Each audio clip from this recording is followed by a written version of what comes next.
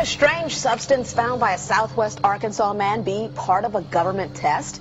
Well, that's the question at the heart of a phenomenon called chemtrails, now getting widespread attention. Well, they say the government is dumping chemicals on us to control or manipulate the weather. And they say the unusual-looking jet trails in the sky are actually chemical-laden chemtrails. People say the government is up there in airplanes spraying all kinds of chemicals to change or manipulate the weather, leaving what you see there, and they call that a chemtrail.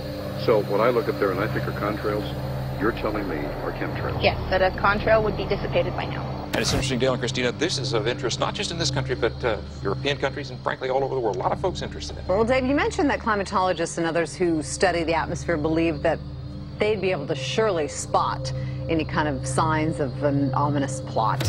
Our journey started in San Diego, California, where thousands of scientists, engineers, policymakers, and journalists gathered for the American Association for the Advancement of Science Conference. One of the topics was the artificial manipulation of the Earth's climate, also called geoengineering. During the meeting, scientists spoke about the plausibility of implementing geoengineering campaigns throughout the world under the guise of preventing global warming. One widely accepted theory was to block the sun by spraying something into the atmosphere. When they were asked about existing aerosol programs, they stated clearly that no such programs have ever been implemented. But strangely, these proposals sounded exactly like what people around the world are claiming is already happening. When I found out that the American Association for the Advancement of Science was going to be held down here and the main body of topics would be on geoengineering, I had to come.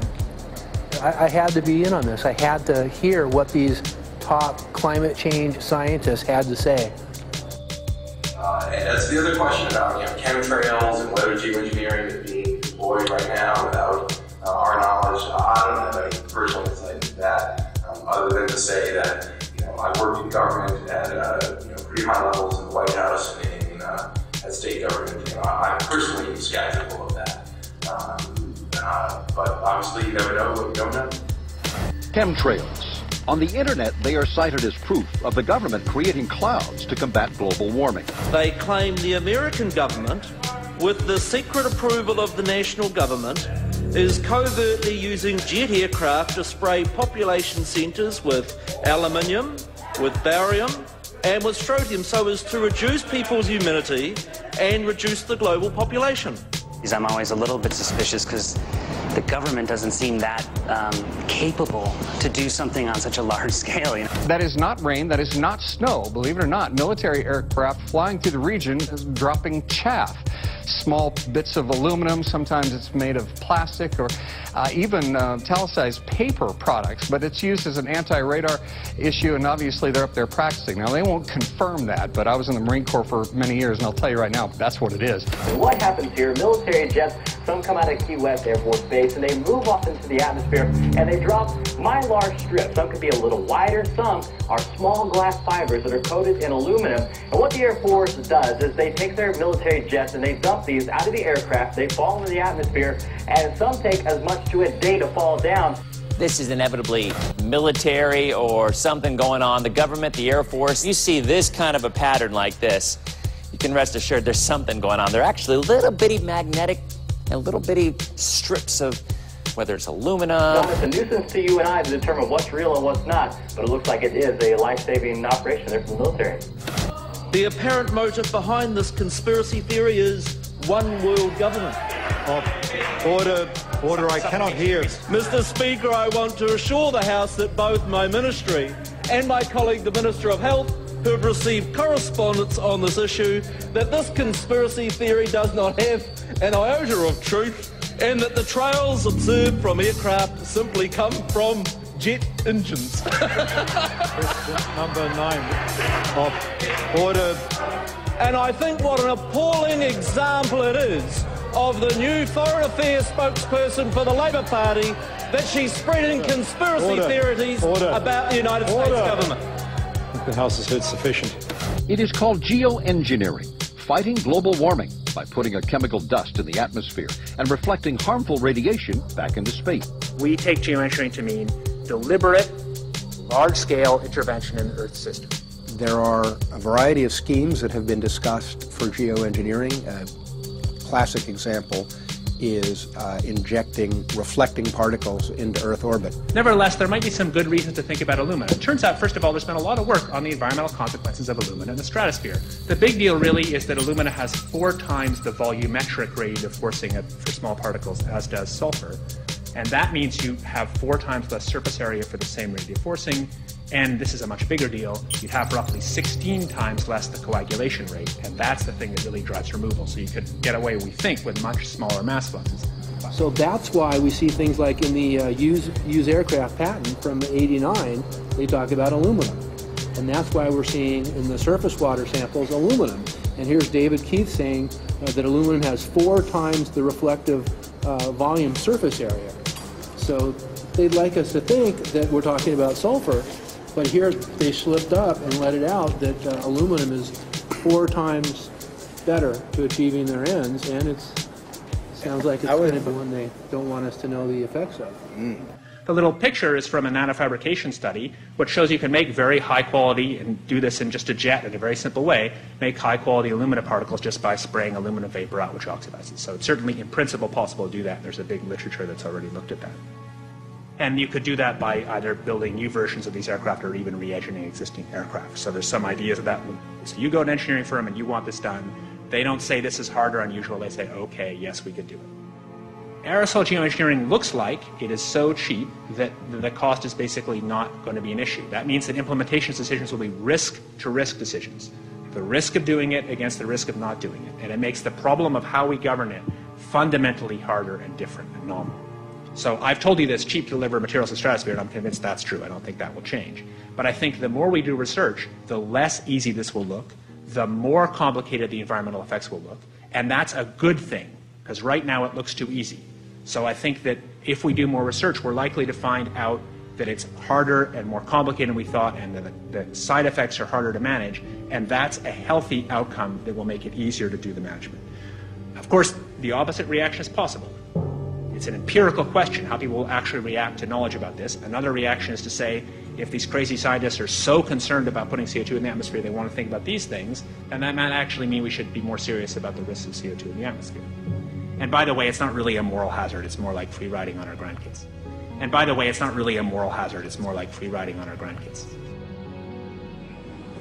Numerous air quality studies, including from CARB, California Air Quality Resource Board, have named submicron-sized particulates as being particularly harmful for human respiration. Through all the discussions today, I have not heard any mention of this fallout, and has this been studied, and also the effects of a highly reactive metal like aluminum on toxifying soils and waters? The question is, what would be the effects of these materials on human health if they came down into the stratosphere, in particular small particles and aluminum? So the collaborators of mine working on the aerosol scheme are actually folks from Carnegie Mellon who focused on human health impacts. And while we haven't published it, that was the very first thing we did, was do the order of magnitude calculation in level pencil and paper, but with an expert on human health impacts about whether there could be an issue. And for aluminum or other particles, there are a lot of toxicological things that need to get looked at seriously. But if you're just thinking about the sheer number of particles and the human health impact of small particles, the answer is, well, we haven't published it. That was the first thing we looked at with some of the leading experts who do epidemiological research on human health impacts, and it's not even close to being an issue. Clarify, so 10 megatons of aluminum dumped into the atmosphere would have no human health impact. So let me be more careful here. To separate out the toxicological, so the alumina we've only begun to research and published nothing. Alumina we've only begun to research and published nothing.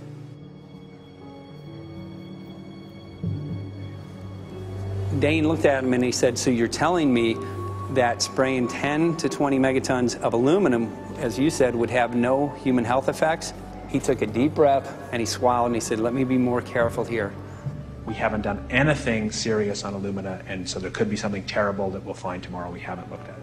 And that, for me, that was the whole main point of what is going to be coming out to the public. It's the damaging effects of aluminum that are being found around the world in massive amounts. Here's David Keith confronted on this very issue, and he looked, you know, at that point like they just let the cat out of the bag. Mm-hmm. we haven't done anything serious on alumina, and so there could be something terrible that we'll find tomorrow we haven't looked at it. They're proceeding because they have an agenda that's separate from trying to thwart this crisis of global warming.